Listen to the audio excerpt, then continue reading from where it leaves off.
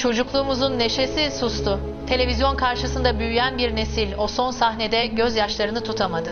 Bir döneme damga vuran, kuşaklar boyunca milyonları ekran başına kilitleyen Tom ve Jerry çizgi filmi, yayınlanan son bölümüyle izleyenleri derinden sarstı. Yıllardır kahkahalarla izlenen, zekası ve muzipliğiyle çocukluğun simgesi haline gelen Jerry, final bölümünde hayatını kaybetti. Son bölümde yaşananlar, alışılmış kovalamacaların çok ötesindeydi.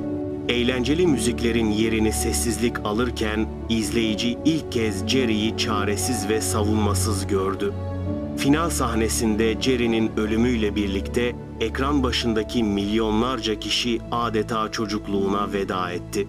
Tom ve Jerry'nin bu beklenmedik vedası sadece bir çizgi filmin değil, masum yılların da kapanışı olarak yorumlandı.